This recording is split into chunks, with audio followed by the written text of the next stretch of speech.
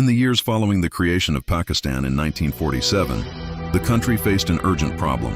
It lacked a coordinated intelligence system. During the early conflict with India over Kashmir, Pakistani leaders realized that intelligence information coming from the Army, Navy, and Air Force was fragmented and poorly coordinated.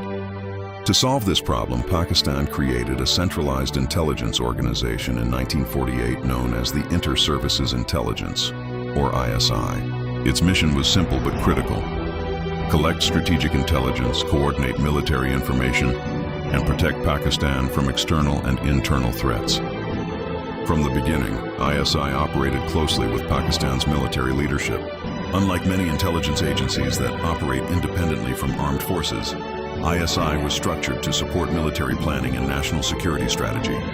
Its headquarters was established in Islamabad, and the agency gradually developed specialized departments responsible for foreign intelligence, counterintelligence, covert operations, and political analysis. For many years, the agency remained relatively unknown outside Pakistan. That changed dramatically in the late 1970s when the Soviet Union invaded Afghanistan. Suddenly, the region became the center of a global geopolitical struggle, and ISI was placed at the heart of one of the largest covert operations in modern history. Working alongside the Central Intelligence Agency and the Secret Intelligence Service, ISI helped organize and train Afghan resistance fighters known as the Mujahideen. These fighters were armed, trained, and supplied through networks operating across Pakistan's border regions. Over the course of the war, tens of thousands of fighters were trained and supported through this program, which eventually contributed to the withdrawal of Soviet forces from Afghanistan. This operation transformed ISI from a regional intelligence service into one of the most influential intelligence agencies in South Asia. Unlike many intelligence agencies that focus primarily on information gathering, ISI has historically been deeply involved in strategic operations that influence regional politics and security. One of the agency's major goals has been maintaining Pakistan's strategic influence in neighboring Afghanistan. For decades, Afghanistan has been seen by Pakistani strategists as an important buffer zone in the region. ISI has conducted numerous covert operations there since the 1970s, supporting different factions and groups that could align with Pakistan's strategic interests.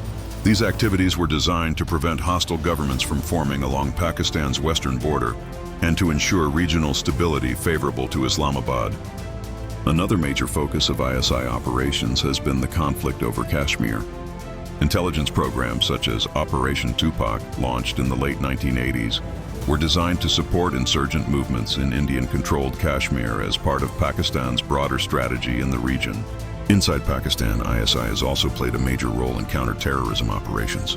In recent years, the agency has worked alongside Pakistan's military and law enforcement agencies to dismantle militant networks and prevent attacks across the country.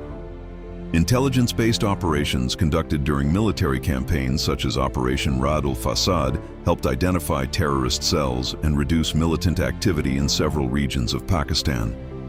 These missions show that ISI's role is not limited to espionage. It is deeply involved in shaping security policies and strategic outcomes across South Asia. Behind the scenes, ISI operates through a complex network of intelligence officers, analysts, and covert operatives. The agency is believed to have multiple specialized divisions responsible for foreign intelligence, domestic surveillance, cyber intelligence, and covert operations. One of the most secretive units within ISI is its Covert Action Division, which has historically conducted operations beyond Pakistan's borders. These units have been involved in intelligence missions across Afghanistan and other regional conflict zones. During the Soviet-Afghan War, this division helped coordinate training camps, logistics networks, and supply routes for resistance fighters operating against Soviet forces. Intelligence officers working within the agency gather information through a variety of methods. Human intelligence remains one of the most important tools. Informants, contacts, and field officers provide critical insights into political movements, militant networks, and regional developments. At the same time, modern technology has transformed intelligence work. ISI analysts monitor digital communications, satellite imagery, and cyber activity to track potential threats. Intelligence data collected from these sources is analyzed by specialists who attempt to predict security risks before they occur. Because of the sensitive nature of its operations, much of the agency's work remains classified. Many operations conducted by ISI are never officially acknowledged, and the full scope of its activities is known only to a small number of government officials and intelligence officers.